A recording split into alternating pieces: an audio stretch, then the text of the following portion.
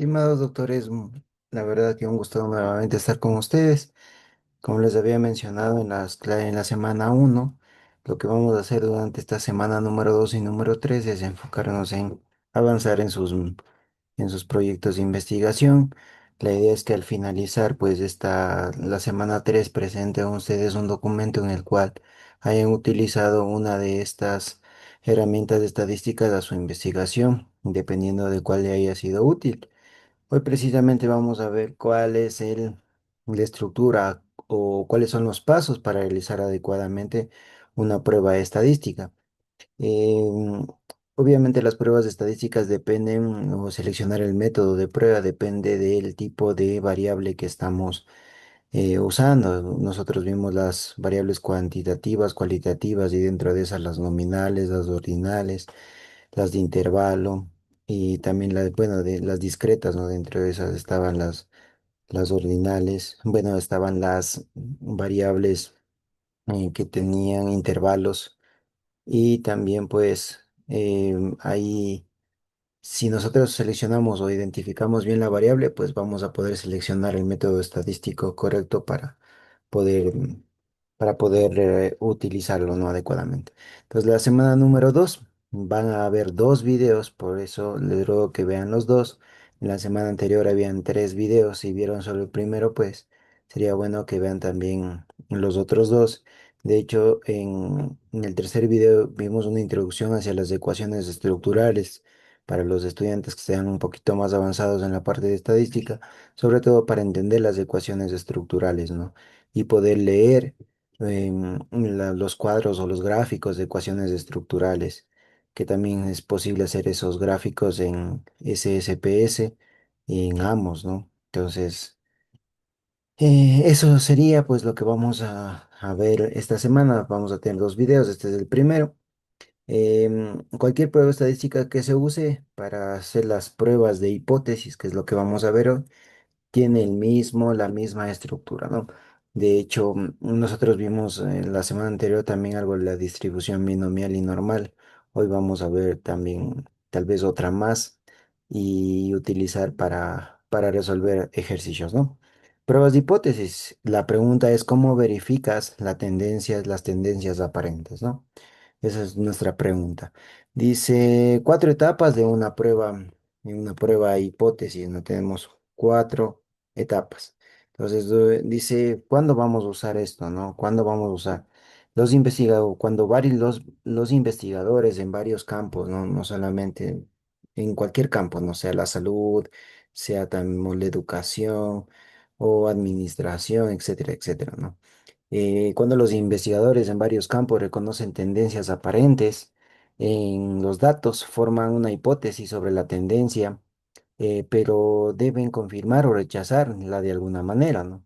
Entonces, para hacer eso usan algo que se llama las pruebas de hipótesis, que es un procedimiento formal utilizado para analizar los datos con el fin de determinar si es probable una hipótesis sea cierta. La prueba de hipótesis incluye cuatro etapas, ¿no? Las que están acá, ¿no? La primera, pues, indicar dos hipótesis, ¿no? Esto varía dependiendo de la prueba que se esté utilizando. No, el nombre de estas dos hipótesis es la hipótesis nula, el H0 o la hipótesis alternativa que a veces en algunos libros le ponen H1 o HA, ¿no? Y el segundo paso, en este segundo paso que nos está manifestando aquí, ¿no? En la presentación dice, el primer paso, identificar dos hipótesis, ¿no? La una va a ser nuestra hipótesis nula y la otra la hipótesis alternativa.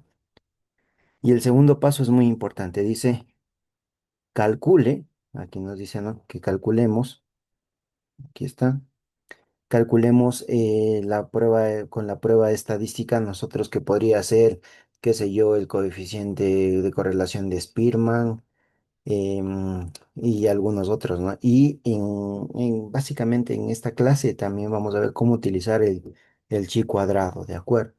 Em, Puede ser también test student, tranquilamente. Cualquier prueba estadística que nosotros estemos utilizando, la podemos tranquilamente utilizar, ¿de acuerdo? Entonces, el segundo paso depende de la prueba de estadística seleccionada, ¿no? Y el tercero, pues, encuentre la probabilidad de que la estadística de prueba, en función de lo que nosotros hicimos en el segundo paso, em, haya ocurrido por casualidad. Esto se llama el valor P, ¿no? El P-valor.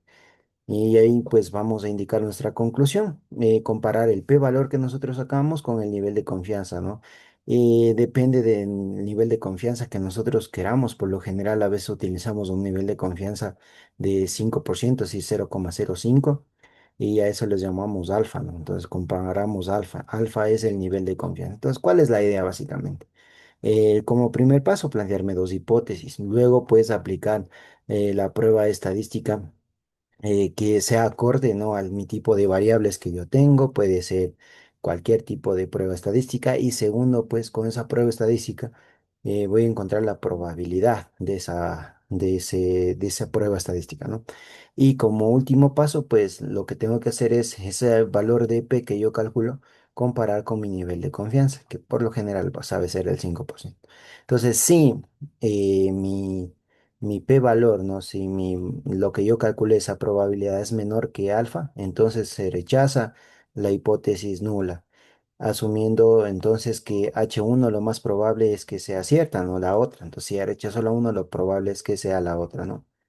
Si P es mayor que alfa, ¿no? Que el nivel de confianza, entonces no rechazamos H0, es lo que se concluye. No rechazamos la hipótesis nula. Esos son los pasos fundamentales de esto, ¿no? Básicamente. Muy bien. Ahora sí, vámonos por acá. Eh, Habíamos mencionado que existían algunas pruebas estadísticas, ¿no es cierto? Habían de las que habíamos mencionado, pero obviamente la selección del tipo de prueba estadística pues depende del tipo de variable, ¿de acuerdo?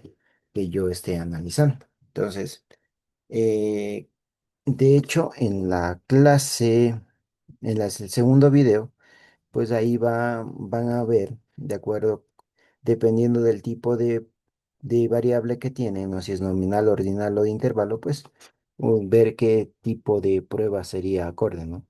Eso ya lo vamos a ver en el siguiente video, que va a ser un poquito más corto. Entonces, en este video nos vamos a enfocar completamente en el chi cuadrado, ¿de acuerdo? Y vamos a hacer ejercicios completos de prueba hipótesis y con chi cuadrado y también tal vez t-student, pero con cualquiera sea la prueba estadística, pues el procedimiento es exactamente el mismo, ¿ya? Este tema puede servirles pues tranquilamente para ir avanzando en su proyecto, que la idea es ver un avance en su proyecto de investigación utilizando una de estas herramientas, ¿no? Eso sería lo que se quiere ver al final. ¿Cómo ustedes se han planteado?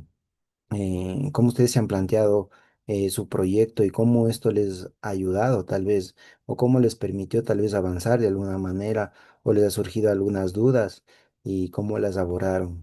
Quería ver que sería muy importante ver un avance, ¿no? De hecho, tienen que hacer una encuesta que les envía a su grupo, en el cual ustedes presentaban su trabajo. La idea es irme reuniendo con ustedes de manera individual para ver si tienen alguna dificultad. Algunos están empezando con la estadística, algunos están en nivel medio y otros están pues avanzados, ¿no? Digamos. Entonces esa sería la idea. Entonces la distribución chi cuadrado, ¿no? Usos de la prueba chi cuadrado. Supongamos que cree que hay una asociación entre dos variables o propiedades, ¿no? Un ejemplo, ¿no? La mayoría de las personas que estudian física también estudian matemática de nivel superior. Interesante, ¿no? Entonces, precisamente es ver si cuando se cree que hay una asociación entre las dos, ¿no? Las personas que poseen grandes propiedades tienden a votar por partidos políticos conservadores, ¿no? Las personas que se vacunan contra la gripe se vacunan menos que las personas que no se vacunan y algunas otras cosas, ¿no? Entonces, el chi cuadrado, la prueba, ¿no? De independencia se utiliza para sugerir asociación, pero de hecho la prueba se realiza asumiendo que las variables no están asociadas en absoluto. Luego estudiamos el conjunto de datos y calculamos la probabilidad de que nuestro conjunto de datos ocurra puramente por casualidad, si no hay asociación. Si no hay asociación, esperamos que los datos se distribuyan de forma uniforme en las categorías en relación con los totales de cada categoría. Vamos a entender un poco mejor eso. Por otro lado, si no hay asociación, esperamos que los datos se distribuyan uniformemente en las categorías. ¿Qué más? Si los datos están fuertemente concentrados en una categoría u otra, podríamos sugerir que hay una asociación entre esas categorías. También podemos usar la prueba chi cuadrado como prueba de bondad de ajuste para determinar que también los datos que observamos se ajustan a una distribución determinada. También sirve para tener una prueba de bondad, ¿no? A ver si que también se ajustan, ¿no?, a una distribución determinada. Si los datos resultan sugerir la distribución suficientemente de cerca, podemos hacer predicciones basadas en una propiedad de esa distribución, ¿no? Muy bien. ¿Qué más? Pues también está la curva de chi cuadrado es similar a la curva de distribución normal que vimos un poquito la semana anterior, lo vimos cómo calcular.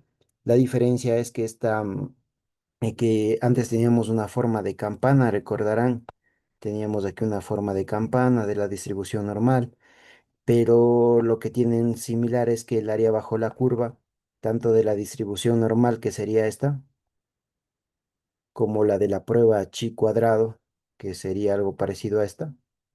Esta prueba, esta función, digamos, chi cuadrado tiene, la diferencia es que eh, es un poquito más estirado, no es simétrica, ¿no? En el eje horizontal es una medida de error y por lo general, pues aquí es lo que los valores que nos saben dar, pues en las tablitas son este valor de acá para la derecha. Se calcula de manera muy particular, ¿no? De hecho, cuando estamos hablando de una curva de distribución chi cuadrado, también necesitamos calcular probabilidades. Y uno de los datos importantes que necesitamos para entrar a las tablas es un concepto nuevo, pues, que tal vez algunos lo manejan, que son los grados de libertad. Pero todas son, pues, pruebas estadísticas, ¿no? Que luego nos van a ayudar a probar una hipótesis, ¿no? Eso es lo importante. ¿Qué más? Pues el error es un cálculo basado en la diferencia entre los resultados observados, nuestro conjunto de datos, y los resultados esperados, ¿no es cierto? Un conjunto de datos hipotético, calculando o asumiendo que no hay asociación entre las dos variables bajo estudio, ¿no? El cálculo de error se llama el x al cuadrado calculado, ¿no? Muy bien, entonces lo que se interesa es la cola de la derecha, ¿no? También. Muy bien, aquí tenemos el gráfico, aquí tenemos el gráfico de cómo es más o menos la distribución esa del chi cuadrado. Entonces, para explicarle un poquito mejor, esta imagen, ¿no? Este gráfico de distribución chi cuadrado en el eje Y, que está etiquetado, ¿no?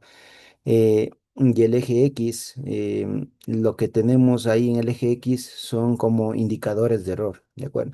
El gráfico ilustra una curva en forma de campana con un pico aproximadamente a la mitad del eje X, como vemos, ¿no? Más o menos. A la derecha de la curva tenemos pues debajo, ¿no? El área debajo de la curva tenemos una cola que está en este caso sombreada. Lo que representa es el error inaceptable o la cola superior. Esta región sombrada corresponde al 5% del área bajo la curva, como decíamos, ¿no? Que es básicamente el nivel de confianza que decíamos, ¿no? Del paso número 4 que habíamos visto por acá, ¿no es cierto? Que es nivel de confianza, ¿no? El alfa, diríamos. Entonces, que ese valor de ahí, ¿no? Esa área bajo la curva es del 5%, corresponde al 5%. Esa área sombreada es el 5% del área bajo la curva.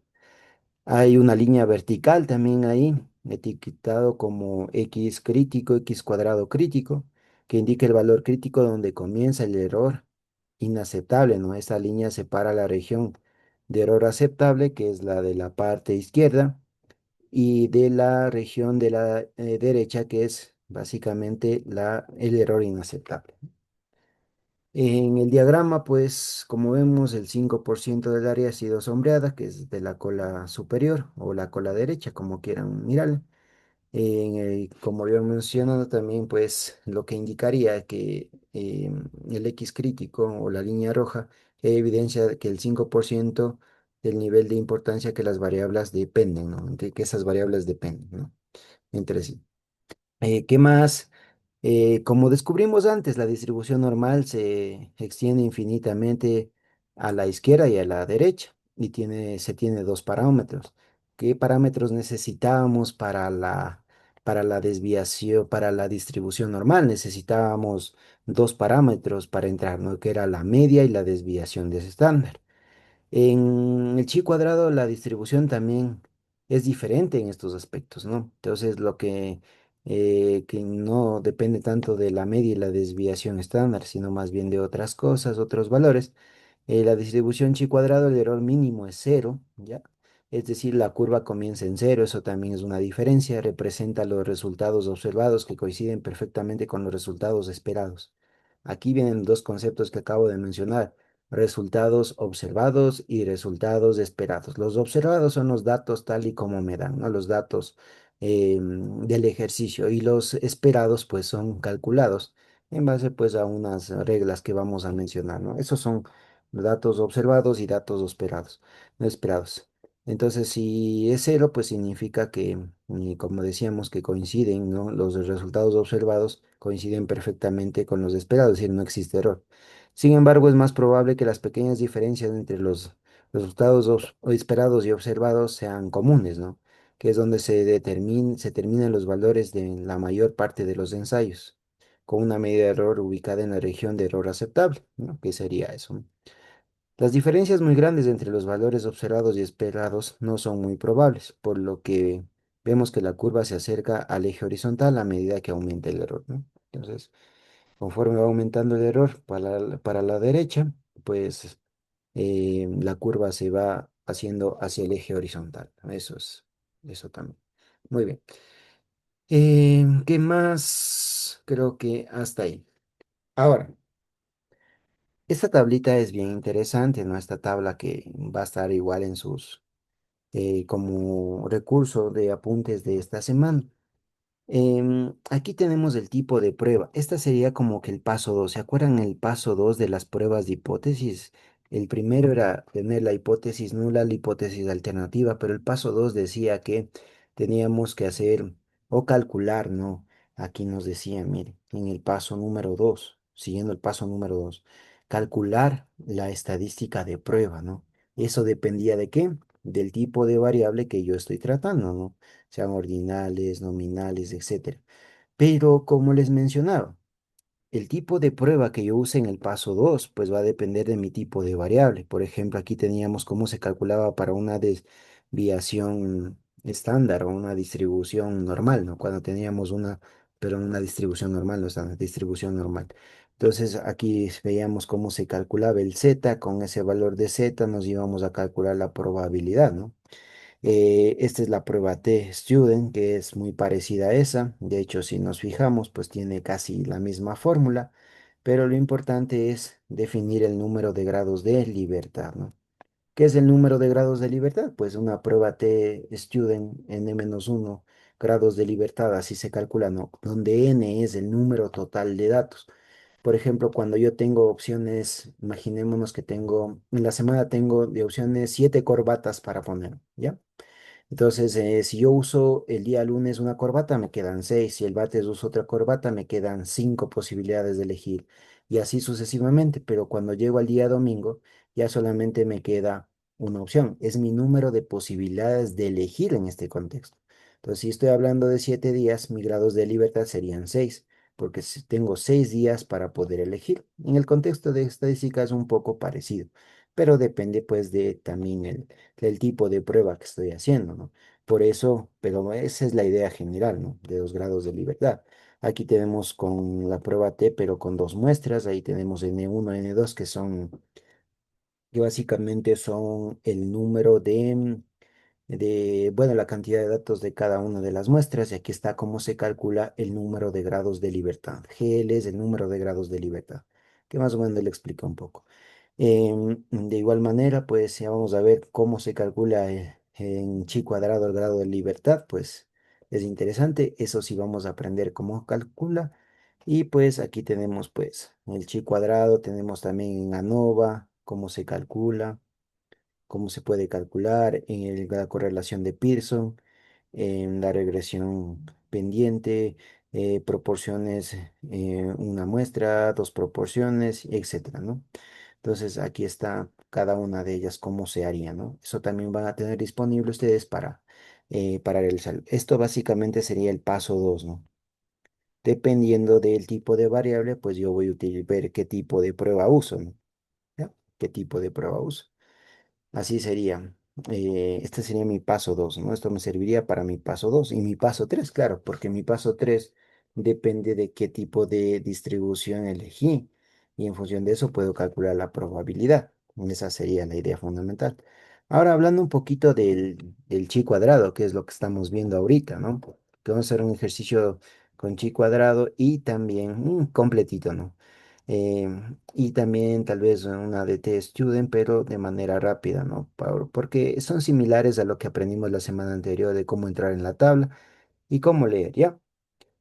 Grados de libertad para una prueba de independencia chi cuadrado. Entonces, la idea es, se utiliza una prueba de independencia chi cuadrado para determinar si las dos variables categóricas son son dependientes, ¿no? Para esta prueba, los grados de libertad son el número de celdas en la tabla bidireccional. En esta tabla que tenemos aquí tenemos dos categorías. Es como tener qué sé yo, materias, por ejemplo, cómo se relacionan física con química. O estoy comparando dos cosas, ¿no? Estoy viendo relación entre dos variables. De hecho, es una matriz de 2 por 2 sería esta. ¿Por qué de 2 por 2? Estos son los totales. Esto de aquí son los totales. Entonces, estos son los totales y obviamente esto que está aquí, pues me va a permitir a mí determinar cuál es el número de grados de libertad. Entonces, en la primera, pues, no importa si, bueno, los totales no vamos a usar, ¿no? Lo que nos interesa es el número de filas y el número de columnas de esa matriz que nosotros tenemos. Entonces, aquí, si nosotros queremos ver el número de grados de libertad para este ejercicio, nos dice que solo hay un valor de la celda que puede variar. Es la única que podría variar. Sería esta de aquí. O puede ser esta de acá, ¿no? Pero es que la idea es básicamente que si yo puedo variar, por ejemplo, imagínense, yo tengo aquí el 5, ¿no? Si yo tengo aquí el 5, entonces el único que podría variar sería este, para que me dé cuánto.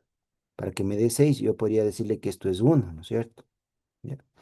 Entonces, de igual aquí yo puedo decir que esto vale 9 para que me dé 10. Y por aquí yo podría, qué sé yo, moverle para que me dé tal vez 11, ¿no? Entonces, si me da 11 ahí estaría cuadrado todo.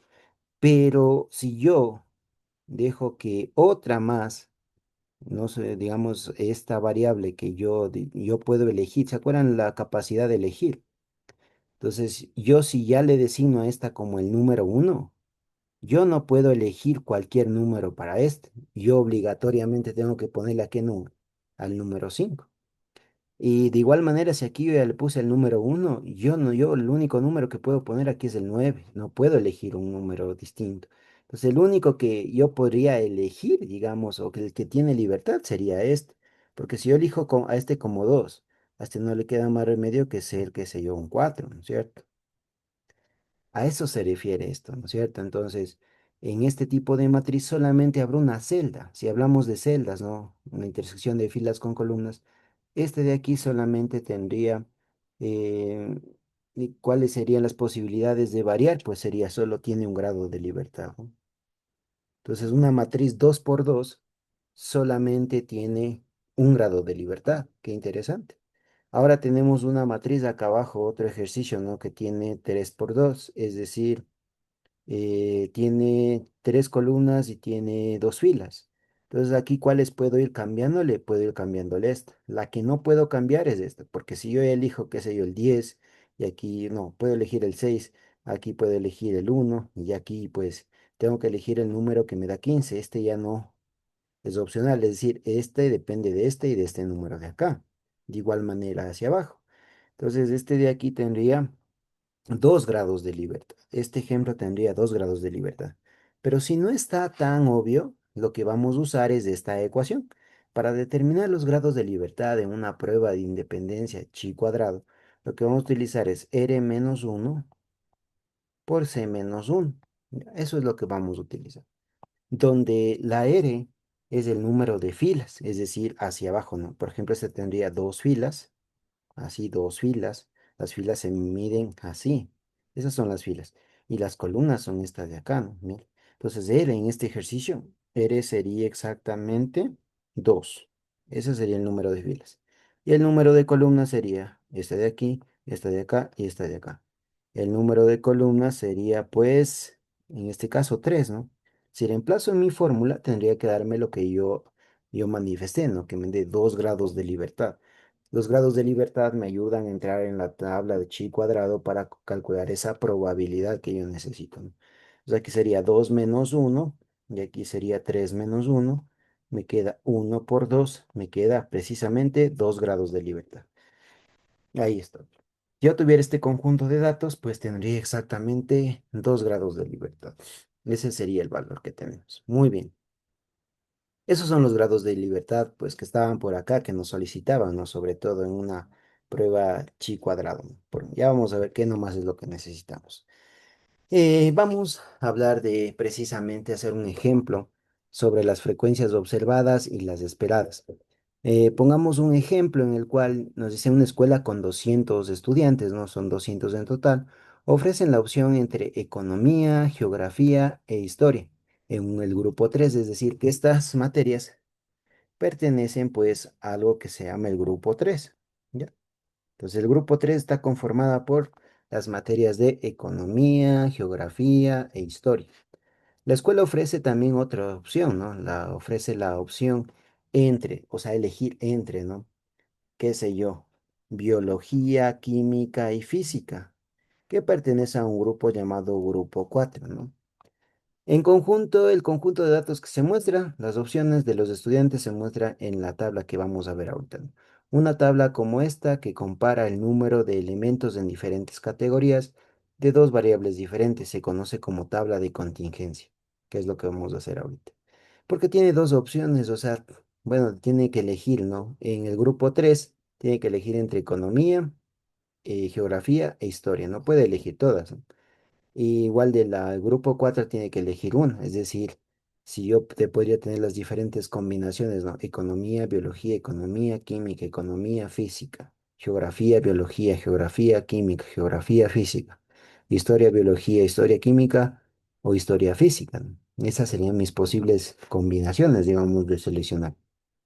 Las dos variables son la clase del grupo 3 y la clase del grupo 4, y cada variable contiene datos nominales separados en tres categorías, que básicamente es eso. Aquí es cuando uno cuando hace esas investigaciones cualitativas, cuando habla de categorías, puede transformarlo o puede darle ese salto de calidad a un análisis cuantitativo, ¿no? Que sería lo ideal. Entonces aquí tenemos pues los datos, ¿no? De los estudiantes. Esto de aquí que están viendo sus ojos en este momento se llaman los conjunto de frecuencias observadas. Esas serían frecuencias observadas. Frecuencias observadas. Esas son nuestras frecuencias observadas, ¿ya? Que básicamente son la cantidad de alumnos. Por ejemplo, hay 25 estudiantes que eligieron biología y economía. 46 estudiantes que eligieron biología y geografía, em, 15 estudiantes que eligieron biología e historia, ¿no? Y el total de esos estudiantes, ¿no? Sería sumando la filita, nos queda 86. Eso es muy importante. Ahora, esta es mi matriz.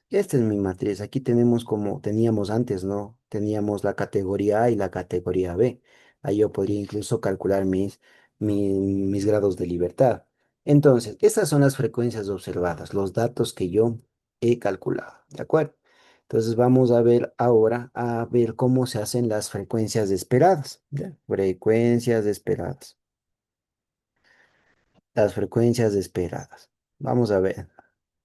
Facilito, muy sencillo. Entonces, lo que debemos conservar primeramente son solamente esto, ¿no? Pues vamos a ver. Debemos conservar solo los totales. Esto es lo que debemos conservar de nuestra tabla para crear luego lo demás. Si nos fijamos, pues lo que estoy marcando aquí es lo que nos salió de el original, ¿no? Que sería esto de aquí, esto de acá. esto de aquí y esto de acá. ¿Ya? Básicamente lo que se hace aquí es calcular como que una probabilidad, ¿no? A la final es como calcular una probabilidad.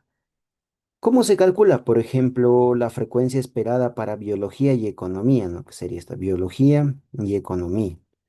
Se calcula pues con el total que tenía yo para el total de donde viene economía, el total de economía que eran 50 y el total de los de biología que es 86. Ahí estoy sacando pues biología y economía. Es el total de biología de economía, perdón, por el total de biología dividido para el total. Siempre acá abajo va a estar el total. ¿Ya? Si yo quisiera, pues, geografía y estaría analizando con biología, ¿qué hago? El total de geografía, que sería el 100 por el total de biología dividido para 100. Voy para acá. El total de historia por el total de biología dividido para 200, así para los demás, ¿no? Si ustedes pueden observar, igual si vamos en química, el total de economía por el total de química, pues estoy analizando ahorita economía con química. Esos resultados, pues son estos, ¿no? El 21,5 es el resultado, pues, precisamente de esto de acá, ¿no? Este es el resultado de esto, ¿no? Ese es el resultado de eso. Y ese 43 es el resultado de acá, y este 21,5 es lo de acá, y esto obviamente no va a cambiar porque estoy manteniendo los valores totales. Eso no está cambiando, ¿de acuerdo? De ahí salió. Y esta de acá, pues esa tabla resultante, pues es las frecuencias esperadas, ¿no? Lo esperado, ¿ya? Ahora sí, para calcular el chi cuadrado, para ya ir viendo cómo calcular la probabilidad de chi cuadrado, creo que vamos entendiendo poco a poco, ¿no es cierto? Está facilito, no está difícil esto. Paso a paso para ir resolviendo de manera adecuada esto. Calcular el chi cuadrado, ¿no es cierto? Usando la fórmula que está aquí, la sumatoria de lo observado, que son nuestros datos, ¿no? Y aquí están los esperados, la resta de observado menos esperado al cuadrado dividido para el, los esperados, es la sumatoria, ¿no? La sumatoria de esta cantidad. Entonces aquí podemos observar, haciendo el análisis, como decíamos, de mis posibilidades. Entonces aquí están los pasos de cómo calcular la frecuencia observada, la esperada, el observado menos esperado al cuadrado dividido para el esperado que tenemos aquí. Ahora, ¿de dónde salen estos valores? Pues netamente de economía y biología, que yo decía, ¿no? De la tabla, este es de la tabla inicial, ¿no? Economía, biología, 25. De la observada, economía, biología, 25. Aquí está. Frecuencia esperada, de lo que calculamos, ¿no? Economía, biología, de los esperados. Aquí están. Miren, aquí está. Y así con todos los demás, ¿no? Hago la resta de estos dos valores, elevo al cuadrado y divido para e, ¿ya? Y luego, pues al final solamente sumo. Y este es mi famoso x al cuadrado, ¿no? 20,39. Eso es chi cuadrado, miren. 20,39. ¿Ya? 20,39. Ahora sí, podemos probar la independencia entre los grupos. Vamos a ver esa independencia entre los grupos, porque estamos viendo entre el grupo 4 y el grupo 3, ¿no? ¿Cuál es esa independencia? Lo que primero necesitamos declarar, vamos a ver si son independientes de esos dos grupos, ¿no? ¿Cuál es nuestra suposición? Entonces, nuestra suposición es que dejamos de lado nuestra creencia de que los estudiantes de física toman economía, por ejemplo, porque decimos, parece que están relacionados, ¿no? Y cualquier otra creencia que tengamos, ¿no? Por ejemplo, que física tal vez no van a tomar historia, qué sé yo. Afirmamos que no hay una asociación en lo absoluto y que son independientes entre sí. Etapa número uno, vamos a hacer completito este ejercicio. Paso número uno, etapa uno, la hipótesis nula y la hipótesis alternativa. La hipótesis nula se le da la notación de H0, que ya mencionamos, mientras que a la hipótesis alternativa se le da la notación de H1 o HA en algunos libros. La hipótesis nula es la afirmación de que nuestras dos variables son independientes, ¿ya? De hecho, esa es la idea, ¿no? Que nuestras dos variables son independientes. La hipótesis alternativa es la afirmación que no son independientes, ¿de acuerdo? Entonces, H0, la elección del curso del grupo 4 y la elección del grupo 3 son independientes, es decir, que no me limita. Si yo elijo física, no me limita a que siga, que coja historia, por ejemplo. Eso sería la idea. Y pues la otra es la elección del grupo 4 y la elección del grupo 3 no son independientes, es decir, que si yo, qué sé yo, escojo física, no puedo tomar historia o etcétera, ¿no? Recuerde que estas hipótesis deben ser complementarias, sin dejar ninguna tercera opción posible. O es tener dos opciones, como una tercera hipótesis no sea posible. Entonces, por ejemplo, si yo lanzo una moneda, ¿tengo cara o sello? ¿Ya? Si mi hipótesis nula es cara, pues mi hipótesis alternativa va a ser sello. No existe la posibilidad de un intermedio que caiga en la mitad de la moneda, ¿no? Eso sería la idea. Pues complementario, ¿no? Si el uno es blanco, lo otro es negro, así de simple. Ya. La etapa 2 es pues calcular la estadística de prueba que ya nosotros hicimos la tabla y calculamos precisamente nosotros lo que fuimos y calculamos fue el, el x al cuadrado, ¿no es cierto? Eso fue lo que calculamos, el x al cuadrado. Entonces, el x al cuadrado fue lo que calculamos. Entonces, x al cuadrado nos salió de, creo que nos salió de 20,39, ¿ya? Entonces, ¿cómo funciona o cómo se busca en las tablas de esto, no? Entonces, antes de entender, bueno, les voy a indicar con un ejemplo más sencillo, pero solamente para que vean de dónde se saca lo que nosotros necesitamos. Primero, antes de nada, este x al cuadrado lo calculamos pues observados menos esperados al cuadrado, dividiendo para los esperados, ¿no es cierto? Eso fue lo que nosotros habíamos visto.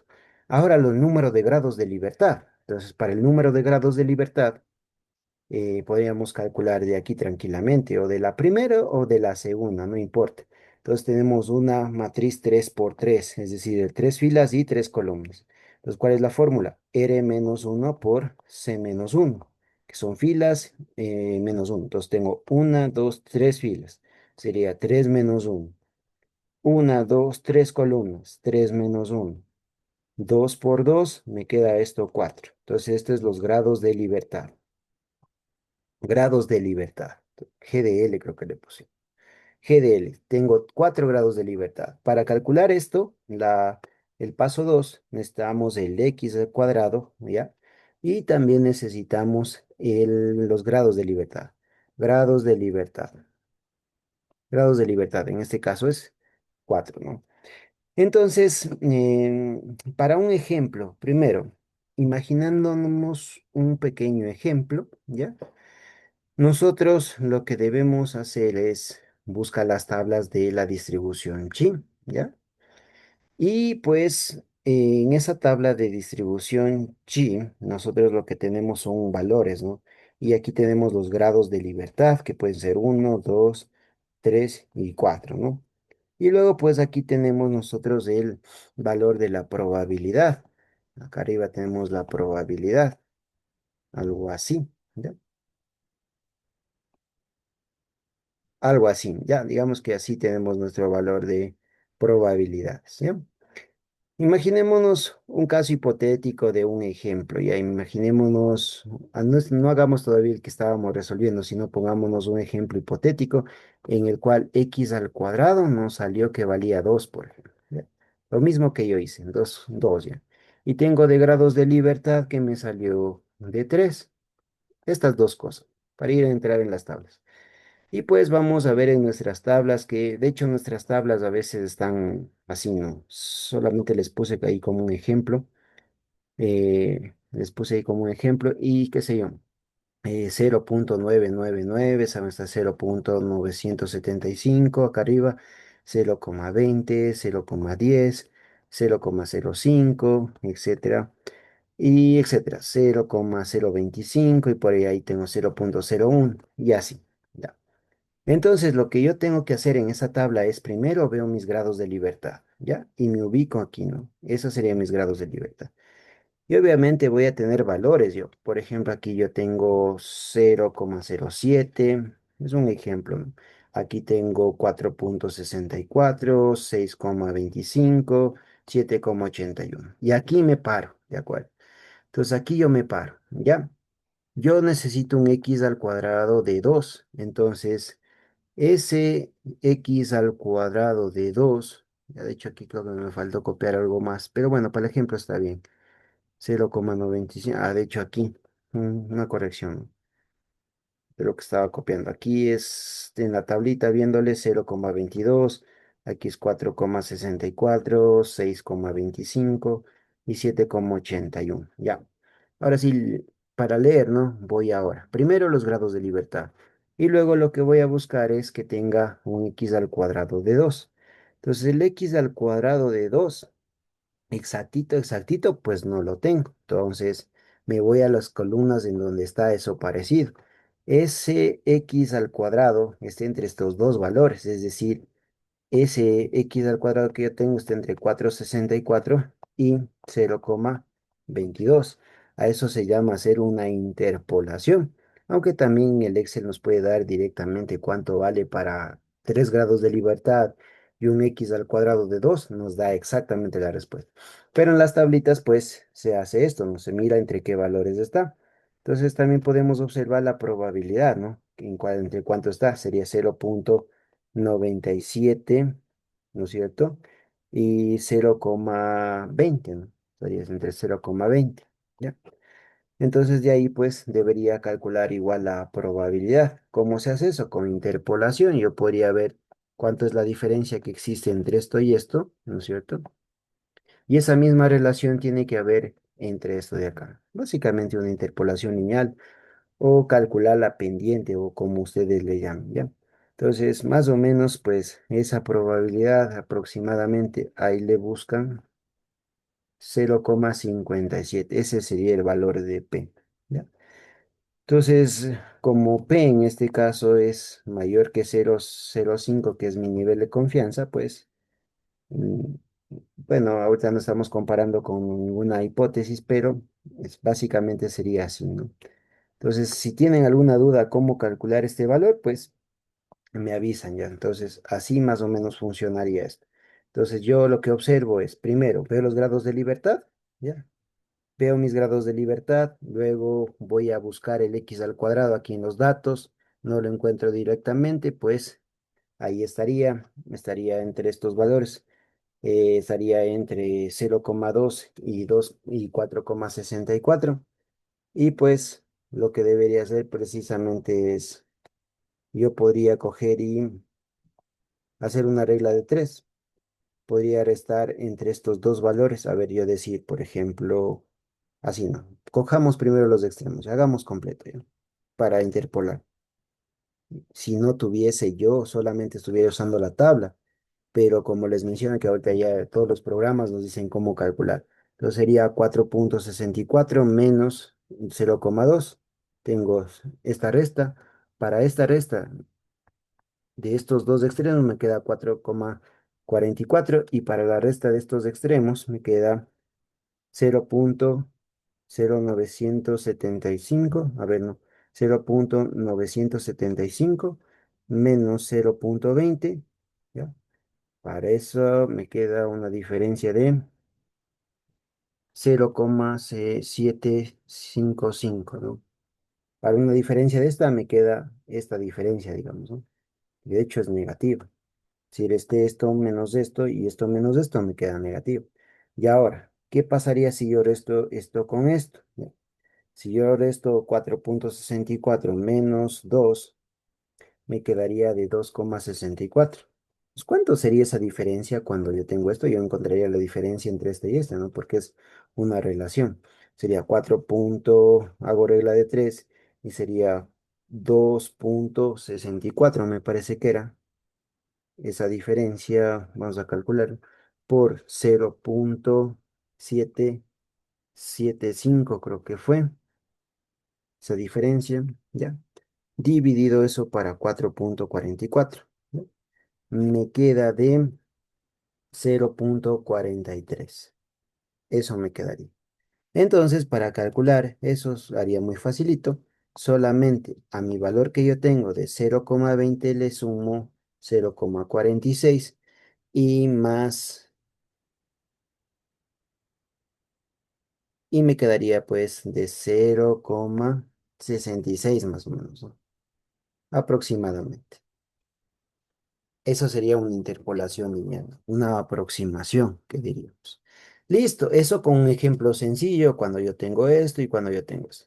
Haciendo exactamente lo mismo con la tabla para este valor y este valor. O si no, como les digo, en Excel me saben pedir, me saben pedir las dos cosas, ¿no? ¿Qué nomás me piden? El x al cuadrado, ya pongo ahí chi cuadrado en el Excel y pongo de datos el x al cuadrado que calculé y pongo también los grados de libertad y automáticamente me va a dar cuánto vale la P. En este caso, para este problema, la P sale 0,000418. ¿Ya?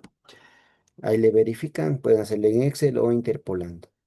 Ya, ahora sí, ese sería pues el valor de P, ¿no?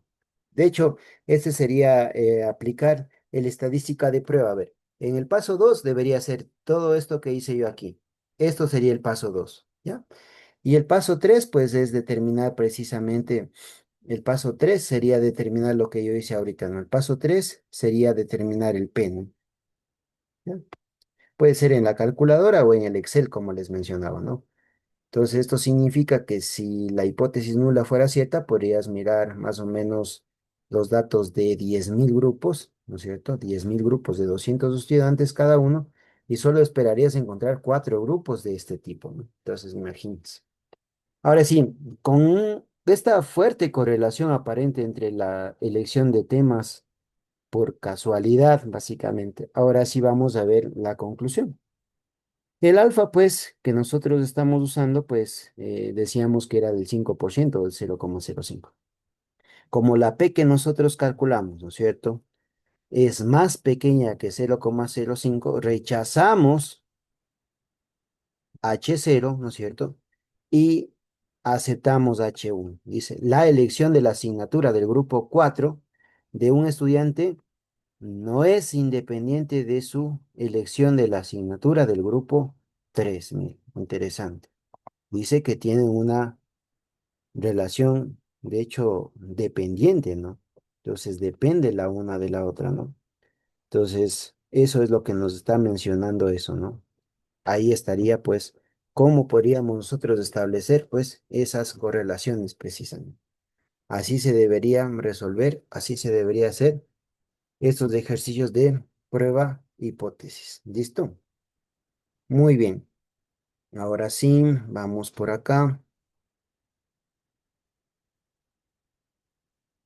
Y ya, vamos a hacer otros ejercicios. Un ejercicio más, tal vez. Y vamos por acá. Ya, listo. Ahora sí, vamos por acá. Dice, ejemplo, bueno, es otro ejemplo, dice. La siguiente tabla contiene una muestra de tres personas, de personas en tres grupos de edad, a las que les gusta, no les gusta o no han visto una película. Mire, un análisis, un ejemplo interesante, ¿no? De hecho, ustedes, la mayoría de investigaciones tienen este tipo de tablas, ¿no? Tienen opciones tienen matrices. Y pues una prueba chi cuadrado podría ser adecuada, digamos, ¿no? Como les mencioné, pues depende del tipo de dato, del tipo de variable que tengamos. Pero de hecho, pues aquí tenemos nuestra matriz que tenemos hacia abajo, ¿no? Las filas tenemos la edad de 10 a 16 años, tenemos, de hecho es un intervalo es por intervalos organizados los datos. Hay 12, en el otro no me gusta 7, no he visto 10, y de 17 a 25, 19, no me gusta 5, y etcétera, ¿no? Pero la idea es la misma. Tenemos, estos serían nuestros datos observados. Aquí tenemos el nivel de confianza, es decir, el alfa. Los pasos son exactamente los mismos. Entonces, la etapa número uno, las hipótesis. La hipótesis nula, la opinión de las personas sobre las películas es independiente de su edad. H1, la opinión de las personas sobre la película no es independiente de su edad. Encontrar el chi cuadrado, ¿no? El x al cuadrado. Ya sabemos que para hacer eso debemos hacer nuestra tablita, en el cual calculamos primero los esperados, ¿no es cierto? Luego hacemos observados menos esperados, luego observados menos esperados al cuadrado, luego observados menos esperados al cuadrado dividido para esperados, y sumamos toda esa columna, pues y nos da el x al cuadrado. Para ese x al cuadrado y con y 4 grados de libertad, ¿no es cierto? De esta matriz, que nos dice que son, claro, es parecida a la anterior, ¿no? Tres filas, tres columnas, que es parecida, 4 grados de libertad. Entonces, para este valor tenemos un valor de P, que sería la etapa 3 de 0,29. Para un alfa de 0,5, ahora tenemos que P es más grande que 0,05. No rechazamos a H0, concluimos que es probable que la opinión de las personas sobre la película sea independiente de su edad. Así funciona. Tal vez así ya viéndole, pues, haciéndole más rápido, pues ya no está tan complejo, tal vez, ¿no es cierto? Acá, pues, otro ejemplo dice, a un científico le gustaría comprobar cómo le afecta la luz del crecimiento de ajo silvestre. Sospecha que si la planta se vuelve menos ligera, se acortará. Para confirmar esto, se elige dos partes del bosque cerca de una de la otra, donde la intensidad promedio de la luz es diferente. Recoge 8 plantas de ambas áreas y mide la longitud del tallo de cada planta. Los datos medidos en milímetros se presentan en la siguiente tabla, dice más luz, menos luz. Aquí tenemos con más luz, con menos luz. Ahora, aquí, supongamos que la altura de las plantas sigue una distribución normal. Mira, si ven. En cambio, aquí ya tenemos una distribución normal y la varianza es la misma en las dos regiones. Ah, ¿qué cambió? Es una prueba de hipótesis, pero ya no tenemos, pues, tendríamos como que las categorías que teníamos antes. Ahora dice que es una distribución normal. Entonces, del paso uno, paso 2, paso 3 y paso 4, lo único que está cambiando es mi paso 2, porque ahora ya tengo, pues, una distribución normal y nos habla también de la varianza. Y si nos acordamos que en la distribución normal, y de hecho la prueba T-Student, que nos dice aquí la T, la prueba T, de hecho es un caso especial de la distribución normal, nada más, ¿cierto? Entonces aquí dice encuentre el valor de P. Saca una conclusión, ¿no es cierto? Dice que un nivel de importancia o significancia de 0,0.1, ¿no es cierto? Aquí tenemos lo primero, pues aquí lo que se hace es, es la prueba, esta es una prueba, vamos a ver cuál es la diferencia, ¿no? Con lo anterior. Entonces, la hipótesis nula es que la altura medida de las plantas es la misma en las dos regiones. Dado que al científico le gustaría verificar la afirmación de que las plantas crecen más cortas si tienen menos luz, se puede usar una prueba unilateral, que es en este caso, ¿no? Mira, una prueba unilateral. La hipótesis alternativa es la altura promedio de las plantas, en la que la región de menos luz es menor que la altura promedio de la. Entonces, esto nos sirve muchísimo cuando tenemos precisamente los datos de los promedios. Entonces, la hipótesis nula es básicamente de las dos muestras, decir que estamos diciendo que las plantas, ¿no es cierto? En este caso, que las plantas las de las dos regiones tendrían exactamente la misma altura promedio, ¿ya? El mismo promedio. Y la alternativa es precisamente que serían las otras, digamos, las nuevas, ¿no? Las de la otra prueba, digamos, de la segunda parte que tendríamos la de menos luz, digamos.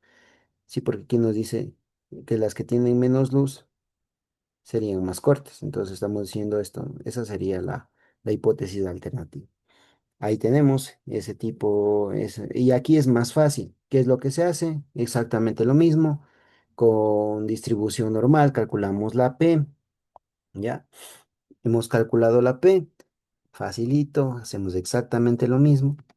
Y ahora lo que vamos a calcular, esta P, ¿cómo se calcula? Pues ya sabemos, ¿no? Tenemos el promedio, y luego pues la desviación estándar, que sale del conjunto de datos, y sacamos la Z y nos vamos a la campanita. Bueno, en este caso, si es una distribución T, vamos a la tablita de la distribución T y sacamos la P, comparamos con el nivel de confianza. Entonces dice que en este caso, para un nivel de confianza, tenemos que el P es menor que el alfa. Entonces, ¿qué hacemos ahí? Rechazamos la hipótesis nula a favor de la hipótesis alternativa, ¿no? Es poco probable obtener estas muestras si la luz no tiene un efecto positivo en el crecimiento del ajo civet, obviamente, ¿no es cierto? Esa sería pues otro ejemplo, ¿no? Y pues en el reto de la semana, como les mencionaba, lo que tenemos que ir haciendo es ver cómo integramos todos estos conceptos a nuestra investigación. Tal vez, qué sé yo, una prueba de Student, chi cuadrado, prueba hipótesis con los cuatro pasos que habíamos visto. Igual si tienen dudas, no se olviden que tendremos las sesiones em, personalizadas con cada uno de ustedes, ya con sus investigaciones. No se olviden de ver el segundo vídeo.